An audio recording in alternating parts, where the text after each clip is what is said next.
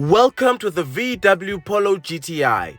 Now, because I've already reviewed this car a couple of times, today's video will be a little bit different. Today, we're going to watch Polo drivers drive slowly. And then, we're going to watch them drive on the highway with their spare wheel. We're going to follow them around as they follow each other. We're going to watch them park, and then we're going to watch them walk to their cars and turn on their IQ lights. We have a lot to talk about, so without wasting any of your time, welcome. Oh, this is not a special. Let us get started. Firstly, allow me to quickly say, hey Hippo, what's happening? I'll tell you more about Hippo a little bit later. Now, for those of you who haven't seen my previous Polo reviews, here's a quick summary on the Polo GTi. It comes with a 2-liter turbo petrol engine producing 147 kilowatts, 320 Newton meters of torque, and it is paired with a 6-speed DSG transmission.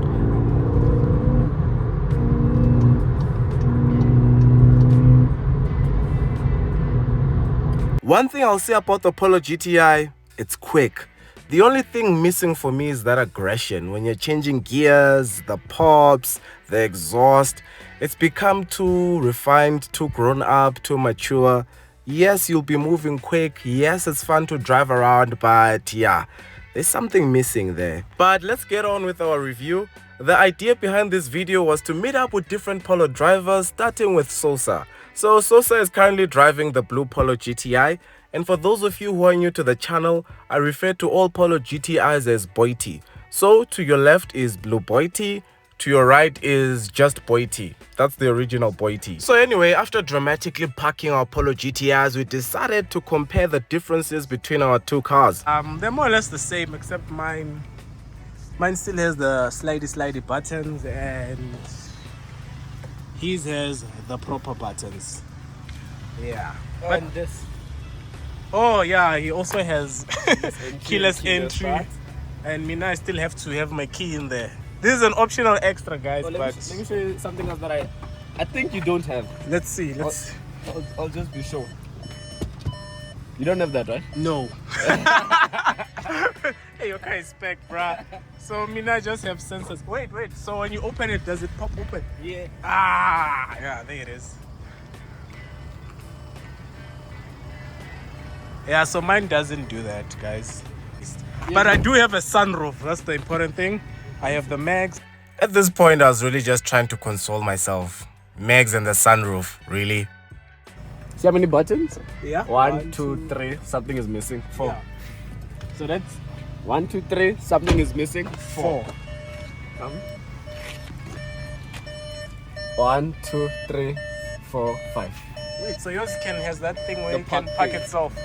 You should try it. You must demonstrate, right? We'll Find a spot there. find a park. spot and we'll do it. Okay.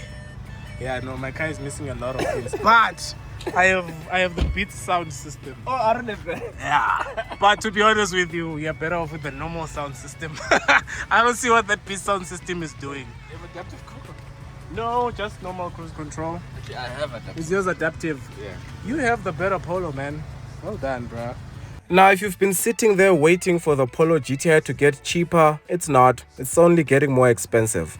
The base price of a VW Polo GTi today is 559,200 Rand.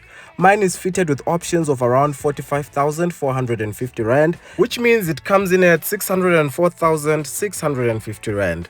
On finance, that's around 11,821 Rand over 6 years at 12% interest.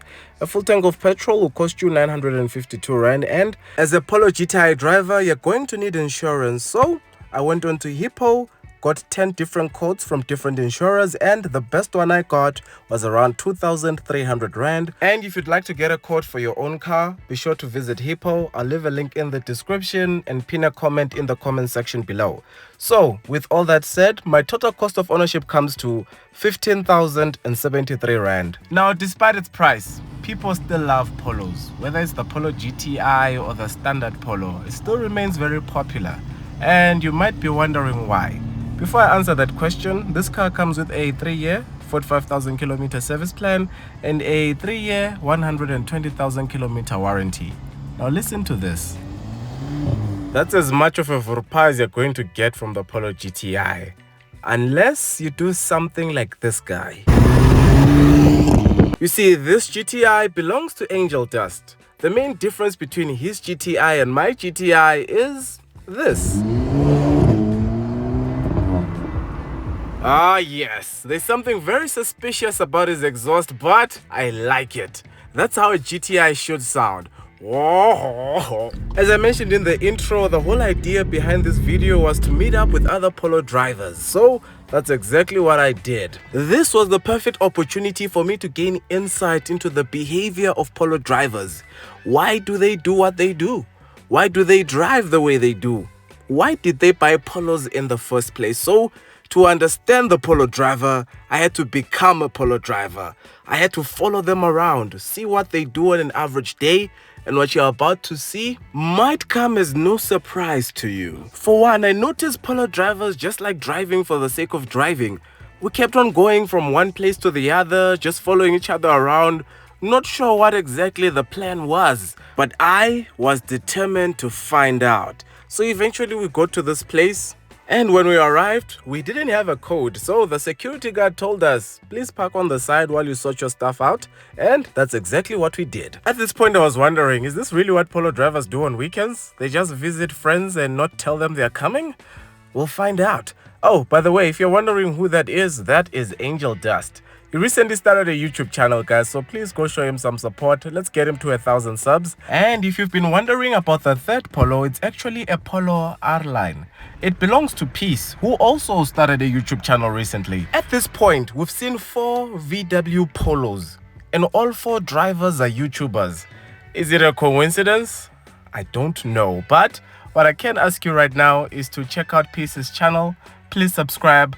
Let's get him to 1,000 subs as well. So anyway, eventually we got the code and it was time to drive in and find out, what do Polo drivers do on a Friday night? As we wait to find out, I'd like to just ask, if you haven't liked this video, please like.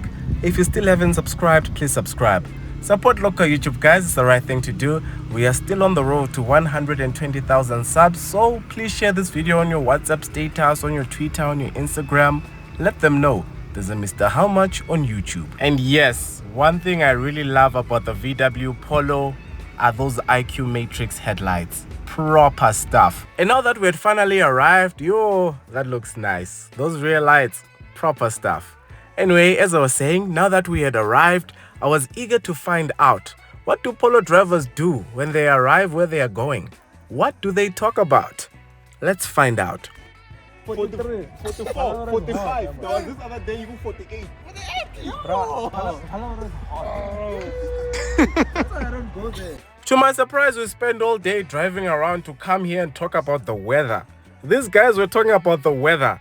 They were talking about how hot it is in Palaburo. Now, I know some of you are expecting to see some baddies or something interesting. Yeah, no, that's it. This is all Polo drivers do. They just meet, drive around, and when they're done, you just drive home. They're good people. Now, as we drive off, I want you to listen to the exhausts. Tell me, would you get a suspicious exhaust like Angel Dust or just keep it stock?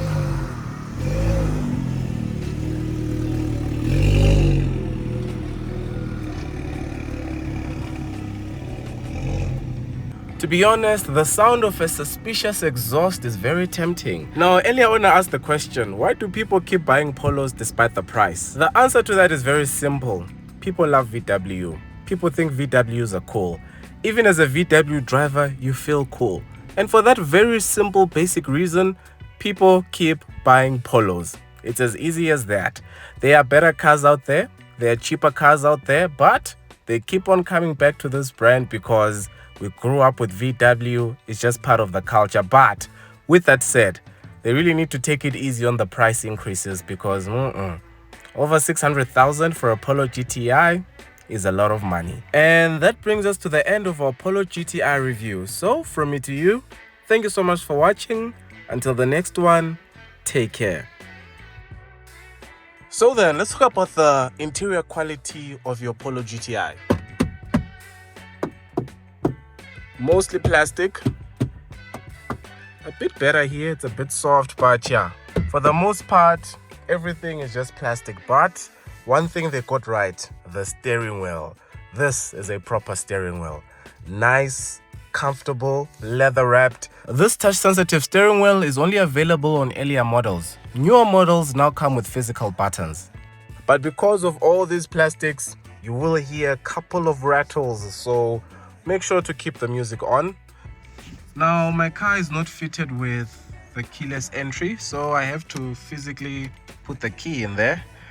And then once that's done, where's my good morning message? There we go. Please refuel, range 50 kilometers.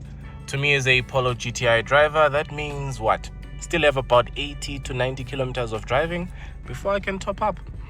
Alright, my fuel was getting critically low, so I had to do the right thing, top up with 150 Rand. Now I'm ready to get on with my day. Claimed fuel consumption is 6.4 liters to the 100, but during the time I had it, I averaged around 8.3 liters to the 100. And if you've been waiting for the demonstration of the park assist, when we tried it, we realized it's more for parallel parking, so we couldn't demonstrate it in this particular case. But good news, the story of the TCR is coming soon.